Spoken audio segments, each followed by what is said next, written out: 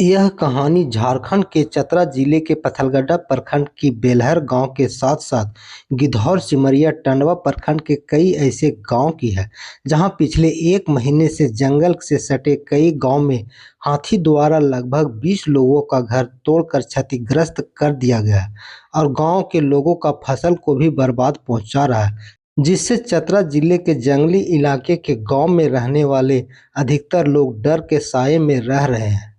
समस्या है जगदम्बा माँ एल थी 2-3 रोज के बाद ने एल थी से घर तो रखल थी। हम कहाँ रहिए, कहाँ कैसे का करिए, से कमाने खाने वाला आदमी है, से मिलना चाहिए कुछ। तो आपका घर टूट गया है? हाँ, 2 रूम के घर है। कितना रूम था? 2 रूम के। अब कितना परिवार है? 7 परिवार है।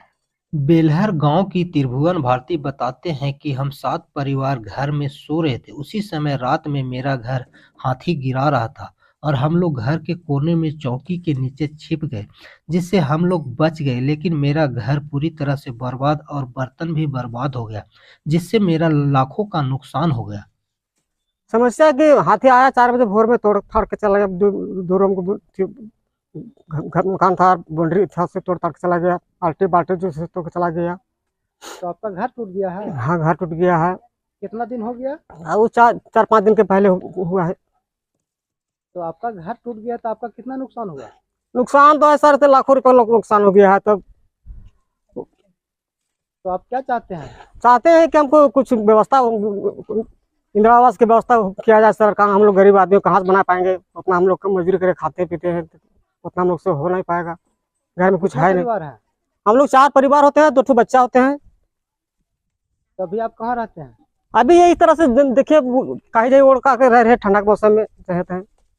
हाथी आपका घर तोड़ दिया तो और क्या क्या नुकसान हुआ इसमें? नुकसान वही घर नुकसान हुआ, थोड़ा बहुत बाल्टी तुल्टी था, पानी उनी वगैरह, बढ़िया बड़े जो खाना बनाते थे वही सब वही जगह पर थे, उसी पर सब फांस दिया, ढकल दिया, गिर गया, सब चौपट हो गया। आपका घर में हाथी घुस गया था तो आप उस समय कहाँ थे? घर में थे, सर डर के मारे हम लोग निकल नहीं पाए, चौकी तक दबर करा गए हम लोग। आप लोग आवेदन दिए हैं? आवेदन तो नहीं दिए हैं सर, लेकिन आवेदन देने के लिए चाह रहे हैं।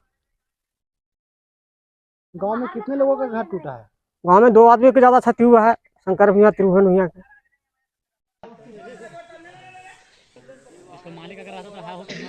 आया उधर से, बाद धकालना शुरू कर दिया और परिवार को ईटे उटे से लग गया। वही उठा, उसके बाद फिर इधर है, उसके बाद फिर दूर धकला। उसके बाद हम लोग चुपचाप घर के पास एकदम चुपचाप मटिया दिए डर से। उसके बाद आस्ते आस्ते किधर भाग गया, तो उसके बाद हम लोग सरसात हुए। तो आपके घर कौन तोड़ रहा था? हाथी। कब? वही शनिचर था ना, वो दिन। हाँ, शनिचर था। कितने लोगों का घर टूटा है? यहाँ तो 2 घर टूटा, भाई लोग का खाली। आप लोग दोनों भाई हैं? हाँ, दोनों भाई। अच्छा, आप लोग को पता है कि हाथी आप लोग का गांव में क्यों घुसा? क्यों घुसा वो तो हम लोग का पता नहीं था, काहे के लिए घुसा नहीं घुसा। वो खाने के लिए घुसा होगा, भोग लग गया होगा। तो आपका घर टूट गया तो आपका कितना नुकसान हो गया? हमारा कम से कम 40-50 हजार। हाँ। तो आवेदन आप कहीं दिए हैं? ना दिए। यहाँ कोई देखने के लिए आए थे? देखने के लिए तय क्या आए थे? गिद्धौर का लोग, क्या नाम है उसे? गिद्धौर का सीओ सर? हाँ, सीओ सर शायद आया होगा नहीं। हाँ, वो भी आया था। तो आप लोग को क्या बोले? हम नए थे वो टाइम, थोड़ा ही कड़ा भैंस चराने चल गया। तो आप लोग क्या चाहते हैं? यही थोड़ा मदद मांगते हैं, दुख तकलीफ हम लोग हो रहे हैं, तो मदद मांग रहे हैं।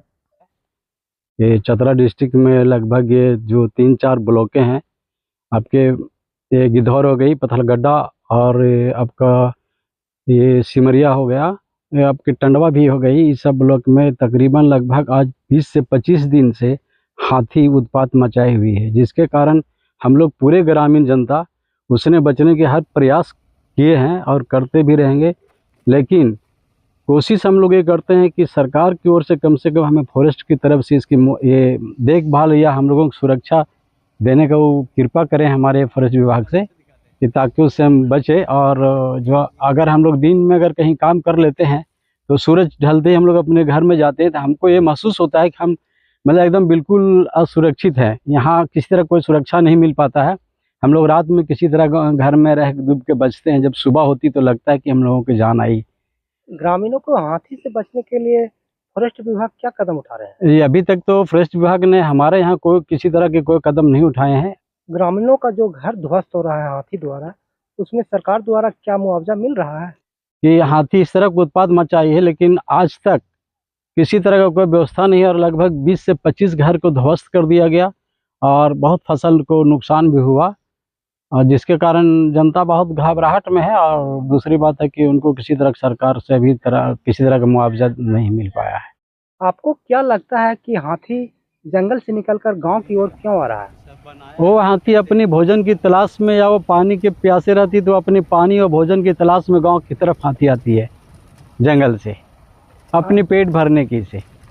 क्या आपके क्षेत्र में जंगल का कटाई हो रहा है? जी नहीं, हमारे क्षेत्र में तो अभी फिलहाल यहाँ नहीं, किसी तरह की कटाई नहीं हुई है अभी क्या फिलहाल। माइंस वगैरह भी है क्या? जी नहीं, हमारे यहाँ खास करके प्रॉपर गिद्धौर ब्लॉक के अंतर्गत खलारी गांव में किसी तरह कोई माइंस नहीं है। तो आप लोग सरकार से क्या उम्मीद रखते हैं? सरकार से हम लोग उम्मीद रखते हैं कि जो इतनी गरीब जनता को, सारे लोगों को जो इस तरह का नुकसान हो रहा है, सरकार इसकी किसी तरह मुआवजा दे।